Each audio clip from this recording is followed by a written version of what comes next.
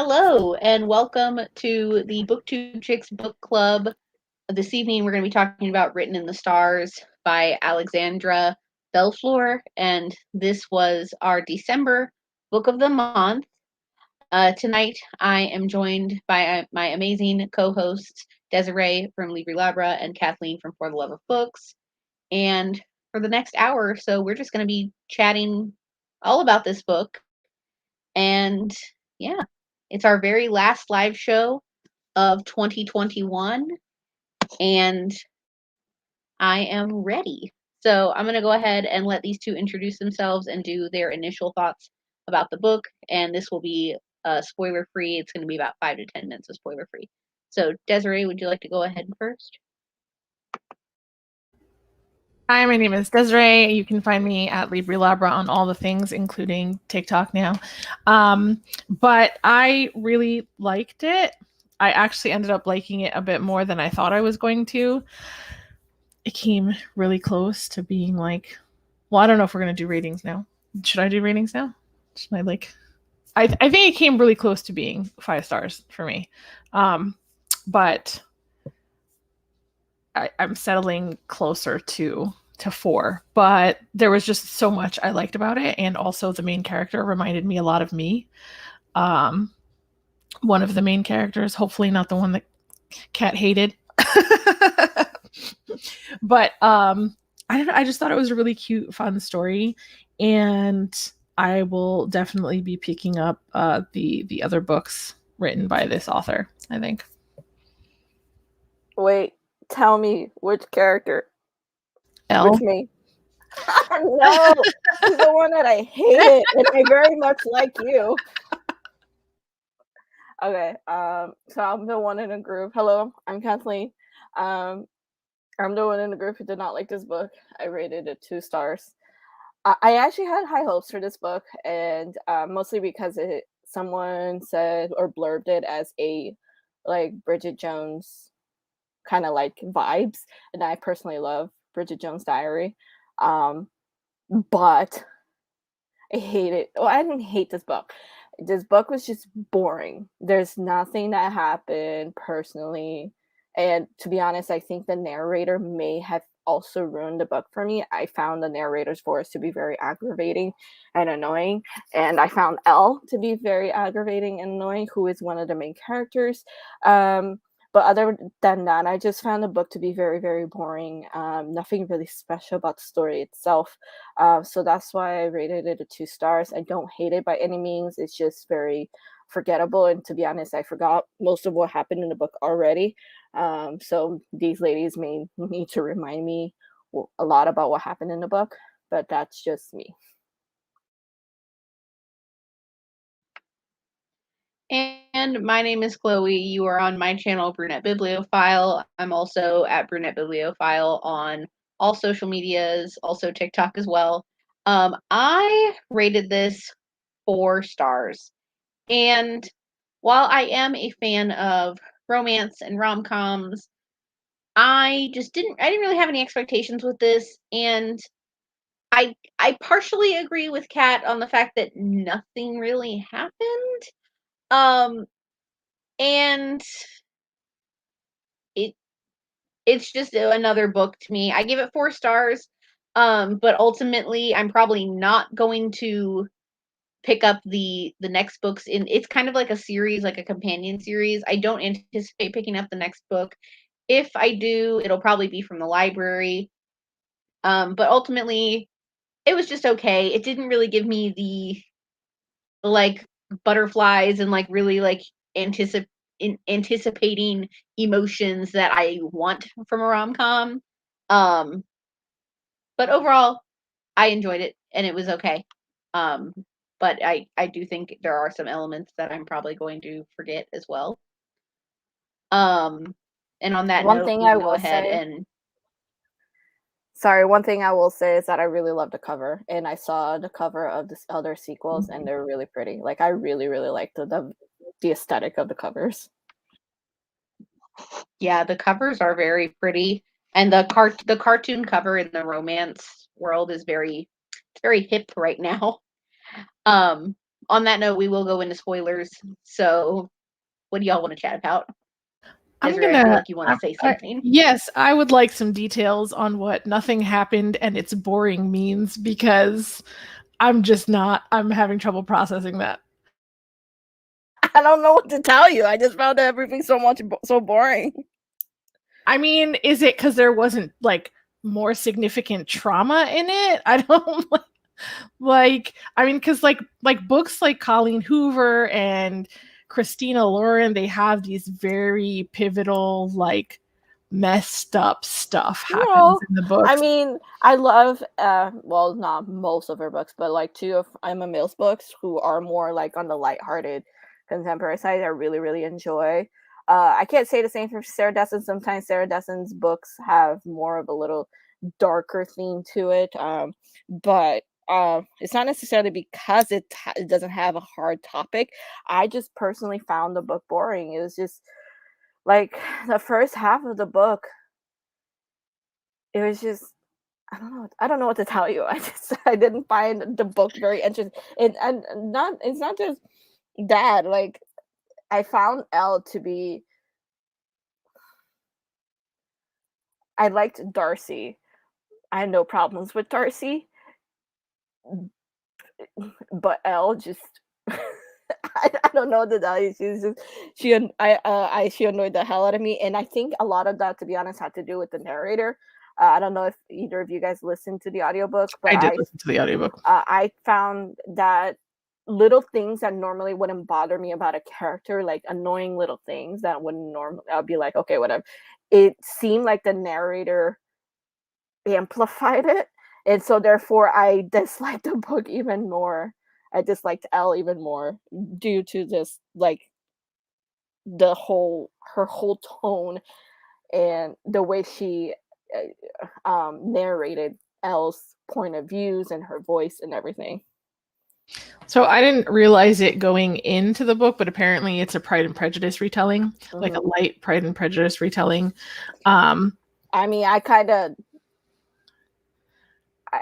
If you're paying attention to the names, you can kind of see where. Well, yeah, I was gonna say, it was like it wasn't slightly obvious by the story, more like by the names, like Darcy. I was like, is this a Pride and Prejudice retelling? And then somebody in the review said it was supposed to be.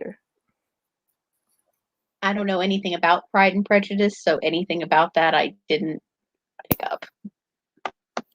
I'm surprised by you, Chloe, because isn't it supposed to be like the ultimate romance story? Yeah, and you're all about romance. I honestly wouldn't even pick up Pride and Prejudice first. I would watch the movie with Keira Knightley, I think. I have watched that movie multiple times. Like, the first time I was just like, oh, okay, because I was reading Pride, Prejudice, and Zombies, and I was like, I should have some foundation for this. So that was the first time I watched it, but I've watched it like 2 more times after that, and that movie is great, and it will kind of help set the scene for Austen's writing, which, if you're not used to, can be a little bit hard to get through. Yeah, I agree with her with that. Definitely, if you have no interest in reading the book, at least watch the movie, Chloe. Okay, I'll add it to our list. But the other thing was, like, so it had a fake dating trope, right? And it has like grumpy sunshine kind of in there. Darcy is, she's from the setup, I remember she's wealthy. She has very specific goals in mind with like what she wants to do. And I felt like Darcy was kind of bitchy throughout the majority of the book. I agree.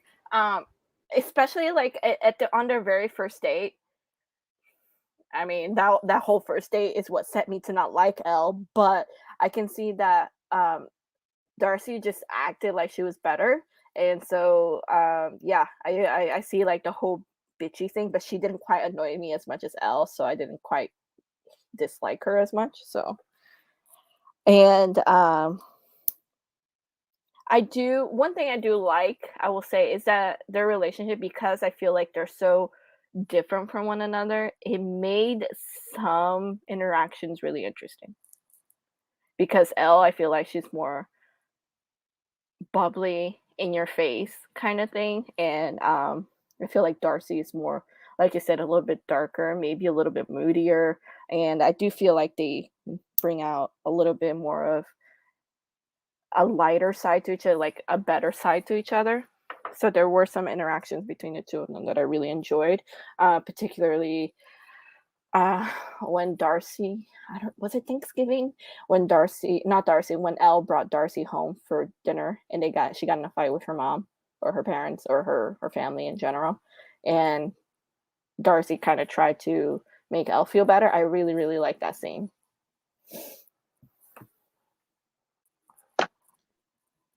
I feel like for me, because I didn't dislike it. At the time of reading it, I was entertained. I was, I was hip with everything that was going on.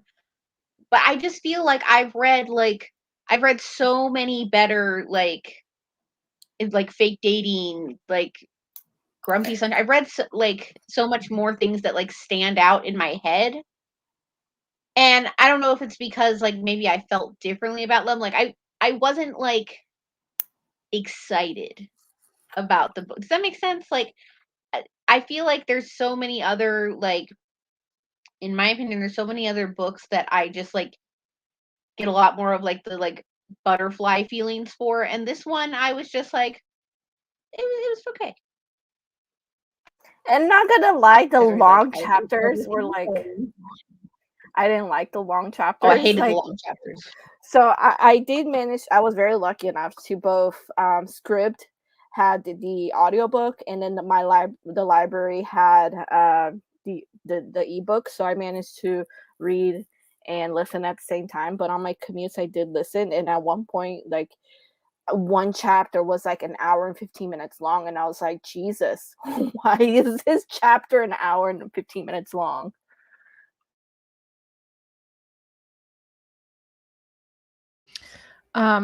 I thought that like there was just a lot of interesting things happening in the book that you don't see that often. Like I loved how Elle had this whole business that she was running that she kind of stumbled upon that had to do with astrology and working with her best friend. And I liked how they were teaming up with the dating app. And there was like, I could do without the Harry Potter references, and I've mentioned this in like tons of live shows. I'm just kind of over it. Like, I wish authors would let it go at this point so we could move on with our lives. But I was trying to get a feel for how I was feeling about the pop culture references, because sometimes when it's too much, it just becomes really annoying and pulls me out of the story. But I felt like here, for whatever reason, I was really enjoying them. I don't know if it's because they're a bit older, like hearing about the soap operas I thought was kind of funny. There were a few other things there was one part that I like really laughed at. And I put like stickies in here. Let me see. I think it was like a text conversation where I was just like following the text conversation, and Brendan was like, see, even the universe is jizzed about us working together. And I was like, whoa. Like, is that what you mean? What is he saying? And then he like but like I cackled because I was like, is that a typo? Like I really felt like the author had messed up, but then the next line he's like, oops, sorry. But there's just like a lot of funny parts in the book, I felt, and it was fun to be brought back to like Bewitched and I Dream a Genie, and hearing about Susan Lucci, who, like, for me, Susan Lucci is really, really funny because she got nominated to win an Emmy so many times, and she lost so many times. And so at some point they made like a sugar commercial where she was like screaming about wanting to win the Emmy, and it just became like this really big thing for the time. So I thought it was funny that they mentioned Susan Lucci in there. But I loved the escape room stuff. I thought that was really creative. I don't know if I've read anything happening in an escape room before, maybe like once before, but but I loved that setting. I thought it was so creative, especially when you're using that to kind of describe the characters and how they care about certain things, right? Because like Sherry was in that Cherry was in there with them, and she didn't give a single shit about what was happening in that escape room. Only the three of them really cared, and so I just thought it was a really good way to kind of identify like, what they care about, what they nerd out about, how they think and how they process stuff. I did. Is that why really you like said the we should escape room scene. do an Sorry, go escape ahead. room? Oh, I said, is that why you said we should do an escape room? Yes. Yeah, I really liked the escape room scene. I think that was the first moment that Darcy and Elle got along. I don't know if that was like their first date after their disastrous first date. But yeah, I like that Darcy was kind of like impressed with Elle. Because even though she is annoying to me, I can see why someone like Darcy would like Elle. But yeah, that scene was probably my favorite scene in the whole book because it was actually interesting.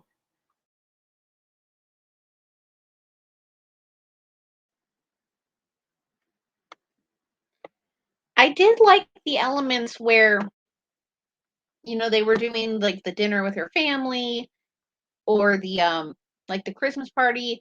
I like how, who was it? I like how Darcy like tried to stand up for her and was like, no, this is what she likes and this is what she does and she's successful and blah blah blah, whatever.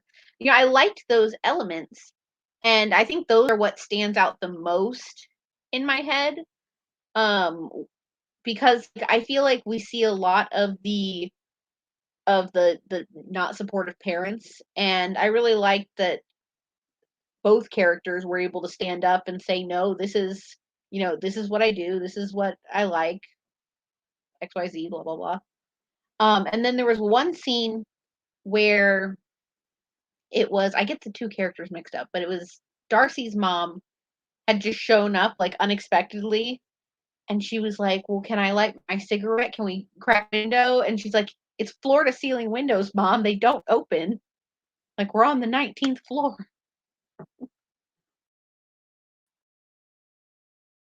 I also liked the setting.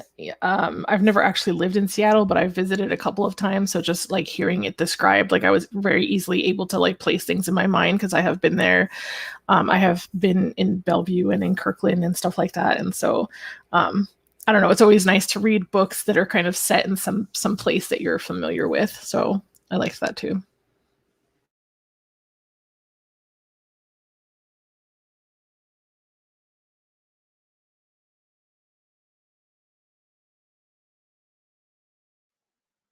Very, very quickly running out of steam on this book here.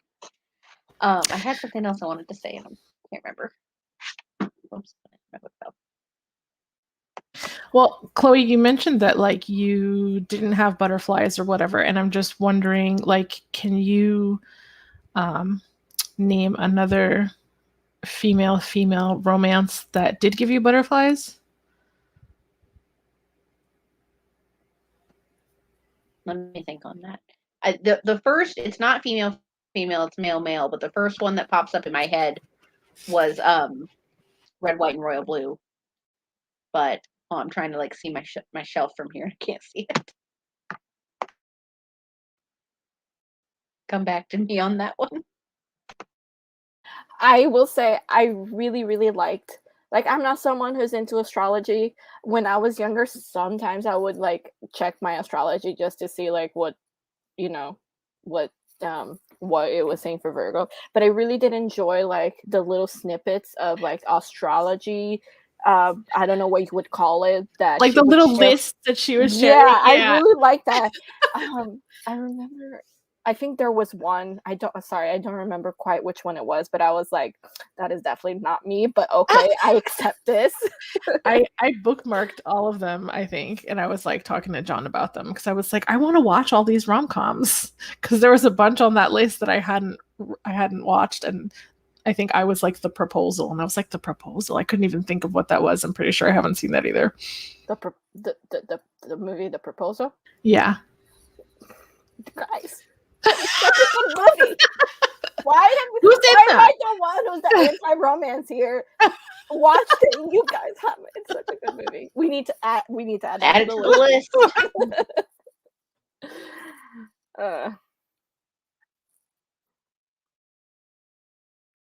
It just like it had.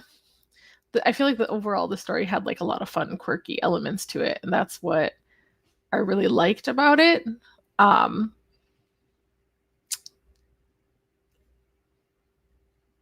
don't know how to like really describe it. The astrology bit was just like so interesting to me, like especially when they were talking about like their chart and all these other things. Like I want to look into it, but I don't know what time I was born. But John's birthday was recently, so he reminds me every year. He's like, I was born at 10:28. Does he really know? Yeah, because I guess he said that his mother would always call him to say happy birthday at that time. Wait, what time was he born? 10:28 in the morning. Okay. So, and I know when my son was born, it was like around 7 p.m., but I don't know when I was born. So, but it's all kind of fascinating. And there's quite a few things that were mentioned that I just want to like look into a little bit closer. You know, Desiree, you asked me a question and my brain just can't figure it out. I can think of like some YA ones, like was it Leah on the Offbeat was good. Oh, no, that was no. Was that? Can't remember if that was a LGBT plus one or not. But like my brain for like adult rom-coms was just like red, white, and royal blue, and I'm like, that's not what she asked.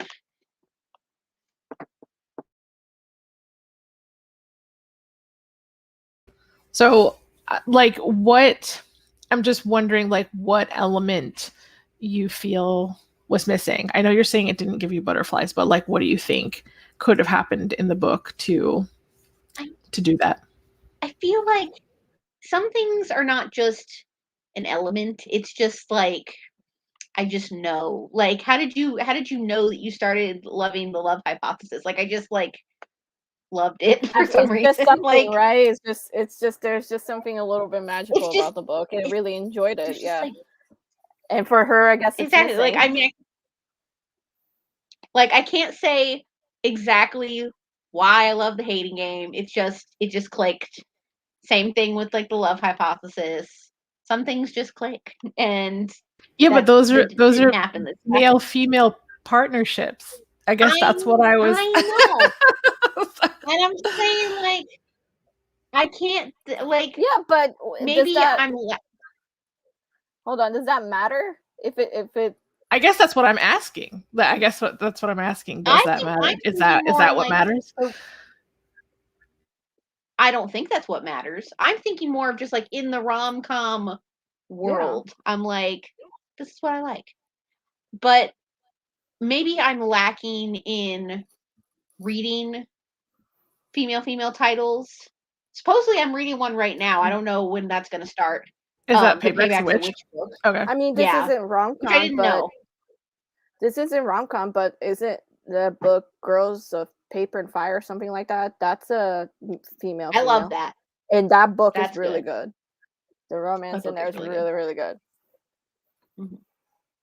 Thank you for saying that, because I forgot about that book, even though it's right behind me. I mean, for me, I know you asked Chloe, but for me personally, like, I'm not a rom-com person. And I've only read very few contemporary compared to you guys, and this is a horrible example because it's so popular. Hold on. But now I forgot the name of the book. It's the one that's where he sends out letters and his letters gets leaked. It's the Simon versus the Homo sapiens agenda. One of my favorite books I was of like, all time. All the boys, what? No, and yeah, that's like, and that's like one of my favorite books of all time, and I read Leo and the Offbeat, and I really, really liked Leo and the Offbeat. Not as much as Simon, but I really enjoyed Leo and the Offbeat. So, Like, I feel like for me, maybe I just haven't found it in like the adult rom-com genre so much as I've read I feel like a bunch in YA, but maybe just not the adult genre yet. I mean, for me, I just didn't like Elle so much, and for me, I'm more like characters really make or break a book for me. Like if the story's shit, but the characters are really, really strong and really, really interesting, I am more likely to give it a higher rating just because I really liked the characters. But for me, in this case, I didn't. I just found personally Elle to be very annoying, and so therefore, because she's one of the main characters, it just kind of made the book go backwards for me.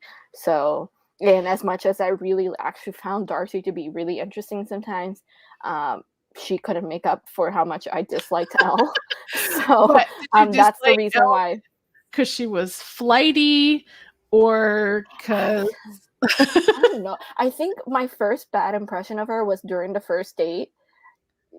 She's like, that she was clumsy and she spilled the wine. I mean, that was just like she couldn't open the door.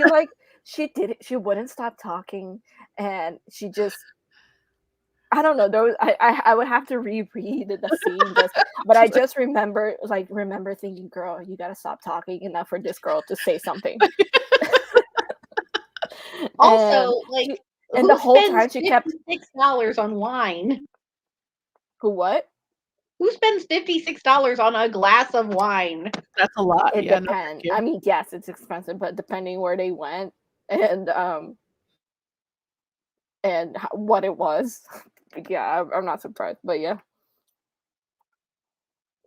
although Darcy was a little bit like, she acted like a mean girl in that scene, especially when she was like complaining to her friend on the phone, and I was like, really, you couldn't wait until got home to vent?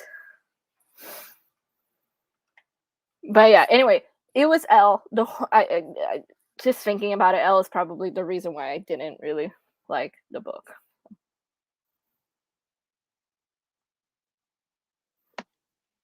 See, I didn't think about this. Well, I did think about this while I was reading it, but now that I'm being told it's a Pride and Prejudice retelling, it makes more sense.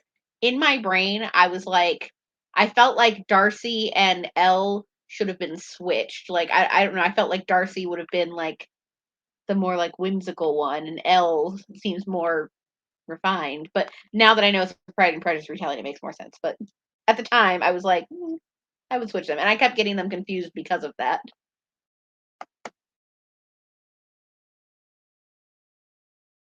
Yeah, no, definitely like Darcy was being super judgy from the beginning and just being like, who cares about astrology? But like, you know, she slowly but surely approached it with curiosity, which yeah, I felt she was like such a mean girl in their first date, and being, it's like you said, very judgy when Elle mentioned her astrology thing. But I also feel like she probably gets that a lot because from the Thanksgiving dinner when she had a fight with her parents and her family, like apparently everybody judges her for, and I'm not gonna lie, if someone told me that they make a living off of astrology, I would be slightly judgy. Yeah, but you would be like just internally judgy. I will also be like, if you make good money, tell me how I can get in on this too.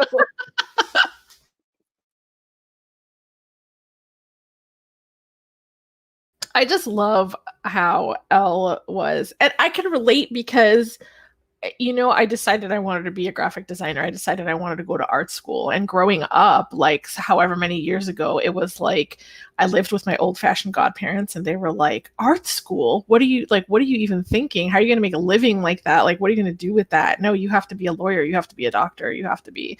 So like, I had to talk to so many people in my family to get my godparents on board with me wanting to go to art school. So I understand like not getting that immediate family approval. And then when you have like siblings too, I mean, I'm the oldest, so it was a little different. I feel like I'm the maybe most successful out of all my siblings, being like the first child. So I don't know. I think Elle was the second because her sister Jane was above her.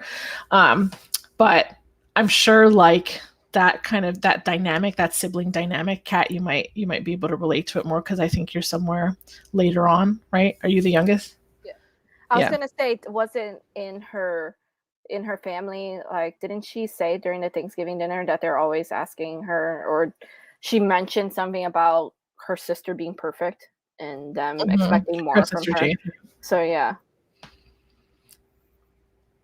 Even though she is technically successful, so like, right, but perception is so much. Yeah. Like I feel like I totally get showing up at a family function and having people say, wait, what is it that you do again?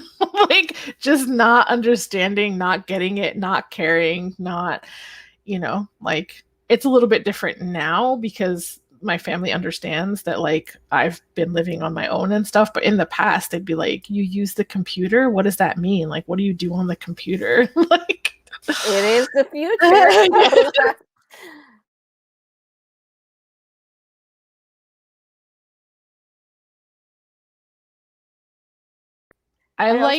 Go ahead.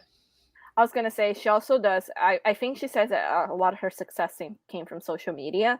And I think a lot of boomers, so like our parents and stuff like that, a lot of boomers just don't get how social media has, like a lot of these people, their full-time job is being an influencer, and that gets you a shit ton of money. And guess what? Your lawyer's son is making way less than me as a successful influencer. So what hello? I mean, yes, but like I also kind of understand how like the instability of it, right? Like it's not guaranteed. So that can be scary if you don't manage your money or your time properly. Like that can easily disappear. A few years ago, I didn't think anything could top like YouTube and Instagram in like terms of popularity and making money off of Instagram, or I'm saying social media in general. But then TikTok came around, and I feel like TikTok is actually overtaking YouTube and absolutely Instagram. And it seems like it's actually easier to make money off of TikTok. So I see this influx of people moving to TikTok and things like that. And in a few years, YouTube has had its high, Instagram has had its high, TikTok is on its high right now. And I wouldn't be surprised if in a few years something else is going to pop up, and all of these people are going to, slowly shift to this new thing. And even Snapchat at one point was bigger than, I don't know, it was all everybody talked about was Snapchat this, Snapchat that. Well, that's when I feel like now I don't hear as much about Snapchat as I used to before.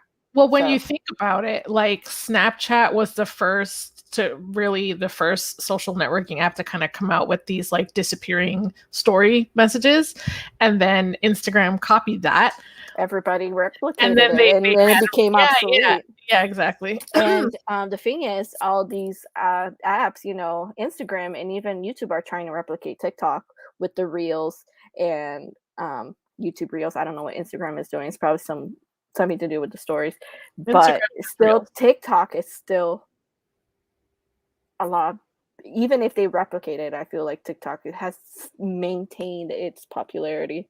And I don't think like YouTube with its YouTube Reels and stuff like that has quite been able to catch up to TikTok. Plus, didn't TikTok used to be it? Well, it started with Vine, right? And then it went to Musical.ly, which didn't last very long, and now it's TikTok. And Musical.ly was more for like little kids. I don't think it ever caught on with the older like adult, like young adult kind of thing. I thought like TikTok was actually Musical.ly. It was just like renamed. Was it? Yeah. Oh, yeah. Okay. And Vine was a Twitter thing. All I know is that I heard about Musical.ly, and then it was normally like a little kid app, and then I didn't hear anything about it again, and then TikTok started blowing up the charts. It was basically like a music dancing app that you could just put like a song in the background and you could dance to it, which is, I feel like that's why there's so much dancing on TikTok.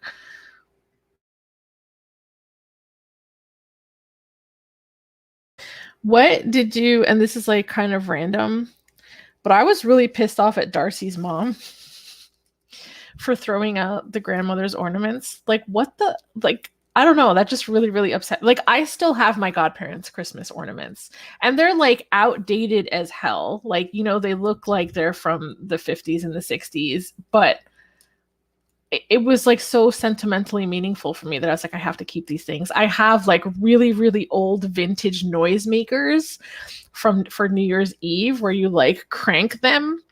Um, I would be so upset if like my mom or somebody else just went and was like, oh, they were old and they were smelly and I threw them out.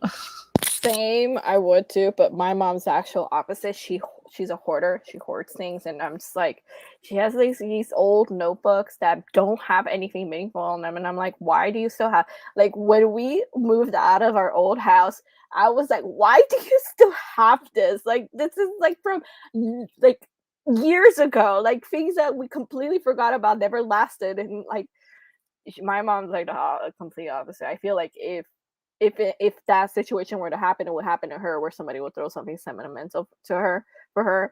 And but yeah, I would be super pissed off too. I'm just like, See, like I feel like when it's something like that, I feel like you need to ask. Like, does anyone want this?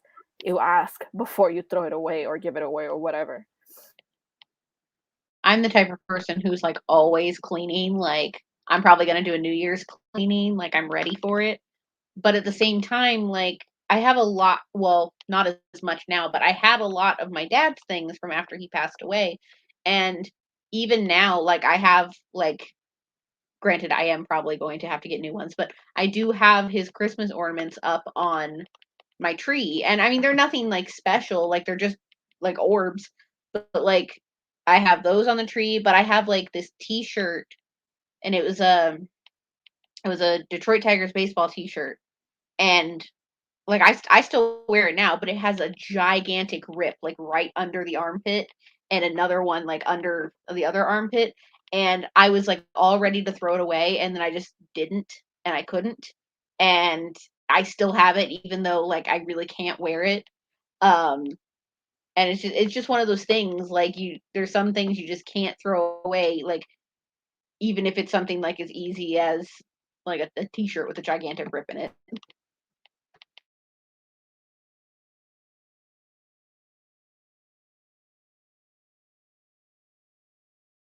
What do you think about the fact that, and I know that this happens, it can totally happen, but the fact that Darcy was saying that, you know, she was getting ready to marry Natasha, I think her name was. And then she said that like within a month, she fell so much more in love with Elle. Like,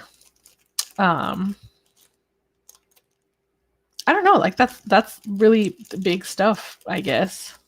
If you're about to marry someone and you get your heart broken that bad. Especially wasn't it with like, didn't she cheat with her friend? I think. That's awful. Or what are your thoughts on her relationship with her brother and how her brother kept trying to like push her into situations? And He annoyed me too. So much. Goodness. I kind of liked him, but like I do understand like the like you need to back off and like let me just do my own thing situation. I liked him too. He wasn't as annoying as Elle, but I was just at one point he was just so like smug about everything, and I'm like this whole time I'm like, dude, they're literally pretend. I mean, they're eventually stop being pretend, but they're pretending to get you off their back because you're just that annoying. Like you have nothing to be smug about. Just back off.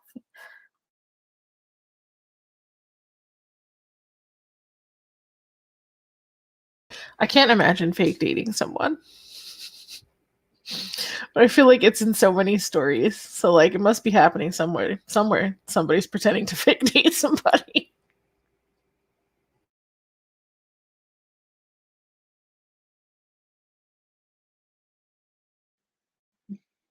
I'm running out of things to talk about unless you guys still have more stuff.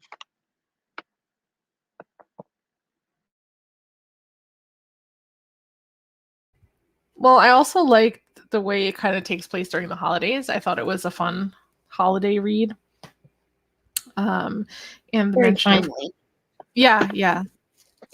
I'm pretty sure that's probably why like we picked it. but it's It was just so it's long it's ago, I fun to can't even read remember why.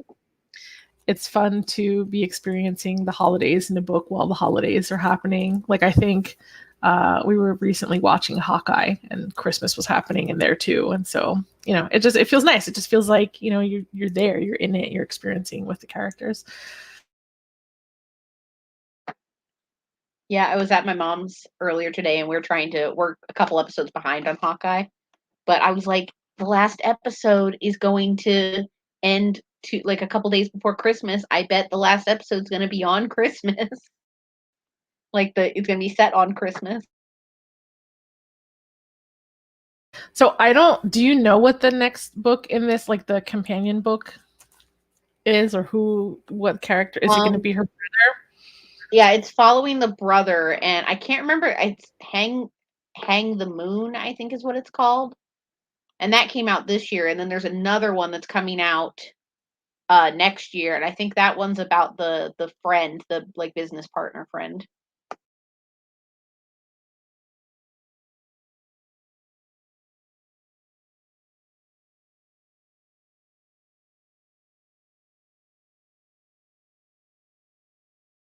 I don't know. I was actually hoping to get more about the brother in this story, because I think they were setting it up. They were leaving breadcrumbs for it. Like I assume he's going to get with Annie. It is called Hang the Moon.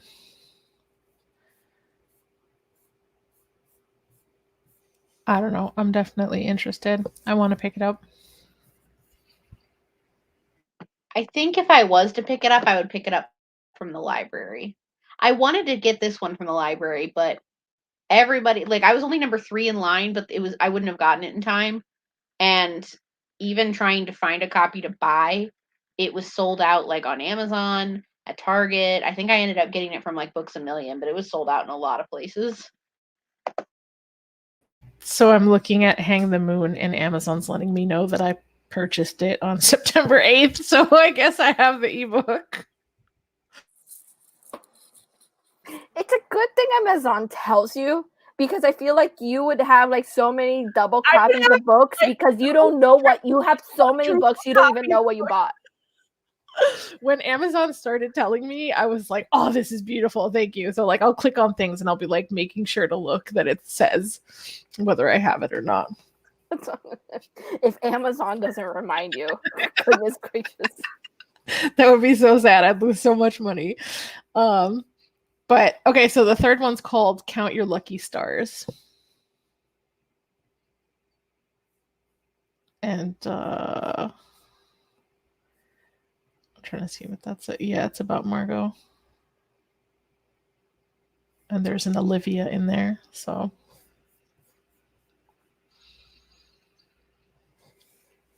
I don't think I have too much more to say about it. I thought it was cute. I thought it had some unique, quirky qualities. I thought it was interesting that it was a like Pride and Prejudice retelling, but not like a hardcore retelling. It was still very unique with some hints of Pride and Prejudice. I loved the different settings. I liked Elle as a character. I liked the astrology. I thought it was a really fun rom-com.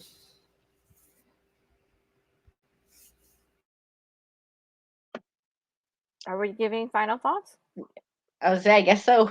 That sounds like final thoughts to me. I guess I'll go next. I did not like this book. It was okay-ish. My main... Not even okay. It was okay-ish. My biggest problem was just I didn't personally like Elle. Obviously, you have on this live show, you have someone with a different opinion.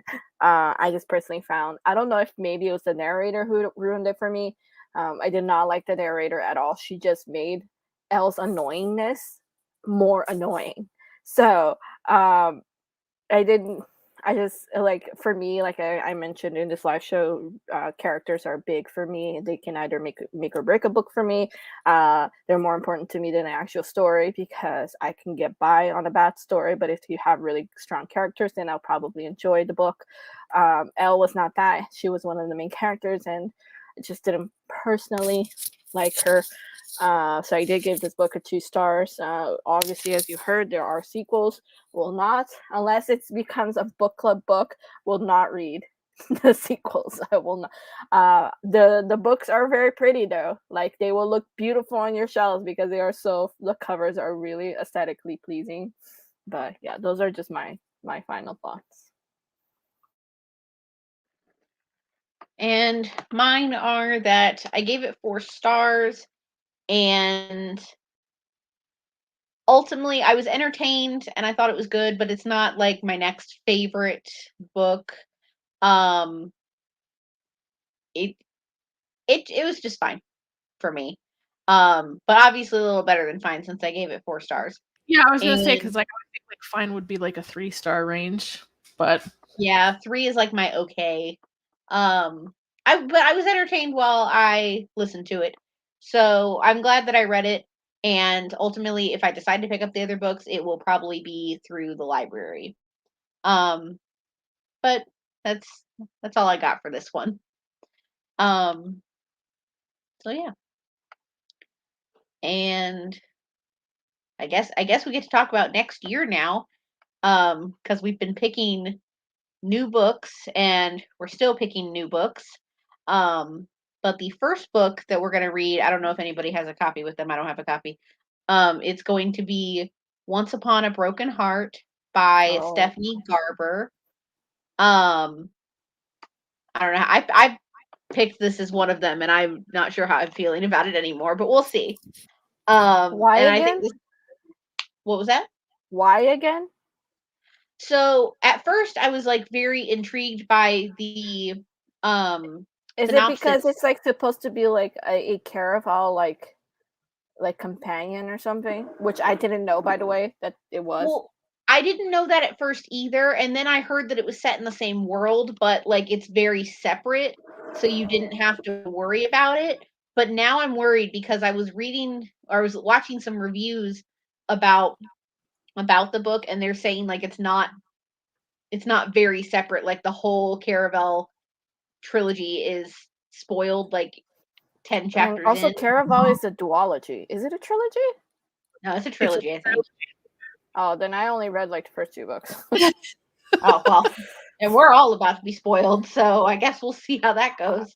I mean, I don't know if I ever anticipate picking up Caraval, but yeah. So I guess we'll see how this goes. But our live show, pull up the calendar here. Our live show is going to be on Sunday, January 30th. Wait, is this 2020? Yeah, January 30th. At 6 p.m. on this channel. And because it's a new year, we're going to be announcing a bunch of stuff, and we're going to be announcing the first 3 months worth of books. I don't happen to have them off the top of my head, but for the first month, it's going to be Once Upon a Broken Heart. And we will be I know what the tweeting other all this if you want to say them. It doesn't matter. I'm almost positive that February is The Midnight Library by Matt Haig, and then March is going to be The Inheritance Games, and I don't remember who the author of that is, unfortunately. And that's as far as we've planned out. Inheritance Games is by Jennifer Lynn Barnes. Okay. So we will. What was I going to say?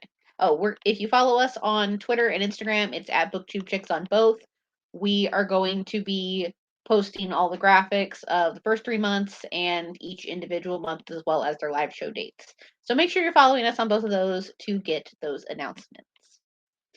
And I believe the other live show, Pages and Pals, we don't know. We just don't know yet. So that'll also be announced on the Booktube Chicks Instagram and Twitter as well. It's January 8th, 8 p.m., isn't it? Is it at 8? Because you said you would rather do January 8th than January 29th. Girl, my weekend schedule's changed so much in like the past week. I had my weekends. They got all changed. So everything's like all over the place. But it'll also be announced on Twitter and Instagram. So yes, that is it for the final live show of 2021. Thank you all so much for 2 years of Booktube Chicks Book Club now. We're going into our, oh God, has it really been going on year 3 now of this book club, and I'm really excited for all of the new books that we're going to be reading in the new year. So thank you all so much, and we hope to see you guys in 2022 with Once Upon a Broken Heart. Bye.